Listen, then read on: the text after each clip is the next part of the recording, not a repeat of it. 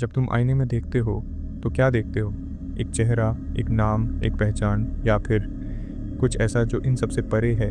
कोई ऐसा जो देख रहा है लेकिन खुद को कभी पूरा समझ नहीं पाया। तुम कौन हो? एक इंसान, एक आत्मा, या फिर सिर्फ एक चेतना? अब सोचो, क्या तुम अकेले हो?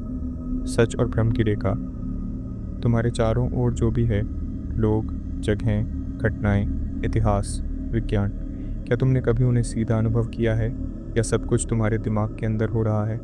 हर आवाज़ जो तुम सुनते हो, हर चेहरा जो तुम देखते हो, हर अनुभव तुम्हारे मस्तिष्क की रचना है। तुम एक सिनेमा देख रहे हो जिसका प्रोजेक्टर सिर्फ तुम्हारे अंदर है, और शायद तुम ही अकेले दर्शक हो। विज्ञान की सीमाएं। विज्ञान कहता है दुनिया तुम्हारी इंद्रियों से होकर दिमाग में पहुंचती है। तुम्हारे नर्वस सिस्टम, तुम्हारी आँखें, तुम्हारा मस्तिष्क सभी मिलकर एक इंटरप्रिटेशन बनाते हैं, पर असल में तुम कभी बाहर की दुनिया से सीधे नहीं जुड़ते। तुम सिर्फ सिग्नल्स पढ़ रहे हो। तो सवाल ये है, क्या इन सिग्नल्स के परे कोई असली दुनिया भी है, या फिर वो बस एक प्रोग्राम है जो सिर्फ तुम्हारे लिए डिज़ाइन किया गया है? ट्रूमन शो, असली दुनिया का भ्रम। द ट्रूमन शो में ट्रूमन को पूरी ज़िंदगी यकीन था कि वो एक सामान्य इंसान है। उसे नहीं पता था कि वो एक टीवी शो का हिस्सा है, कि उसके दोस्त, रिश्तेदार, पड़ोसी सब अभिनेता हैं।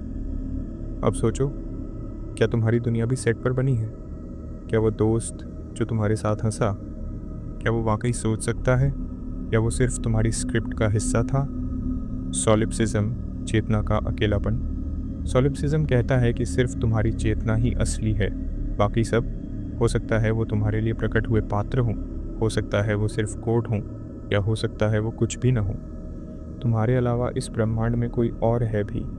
इसका कोई पक्का सबूत नहीं है। तुम उनकी चेतना नहीं देख सकते, तुम सिर्फ उनकी हरकतें देख सकते हो। पर क्या हरकतें चेतना का प्रमाण है? मोज़ार्ट और टेस्ला भी कल्पना।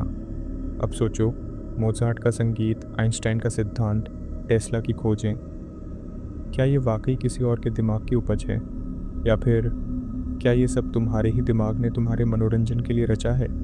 क्या ये दुनिया इतनी ज़्यादा कॉम्प्लेक्स इसलिए है ताकि तुम्हें लगे कि तुम अकेले नहीं हो?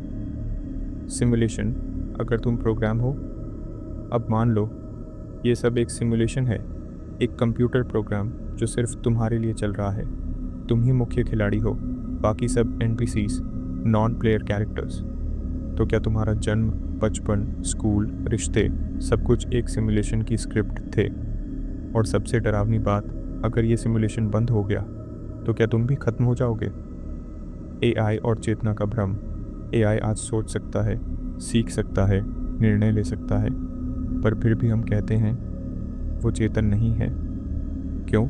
क्योंकि वो धातु और कोड से बना है। लेकिन तुम भी तो सिर्फ कॉम्प्लेक्स बायोलॉजिकल मशीन हो, तंत्रिकाओं और रासायनिक सिग्नलों का जाल। तो फिर तुम चेतन कैसे हुए? तुम सच में हो?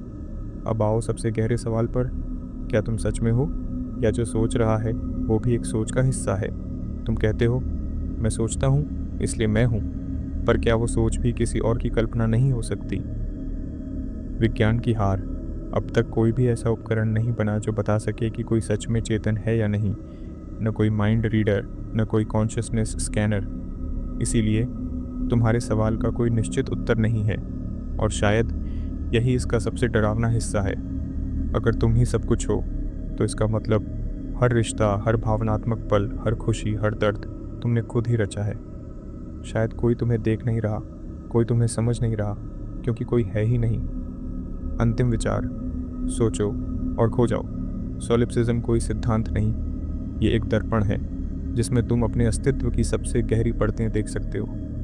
पर सावधान रहो, क्योंकि अगर तुम बहुत गहराई में चले गए तो तुम कभी वापस नहीं आ पाओगे। धीमे स्वर में, अगर तुम्हें लगता है कि तुम अभी भी सोच रहे हो तो शायद तुम वाकई हो, बाकी सब शायद कभी थे ही नहीं।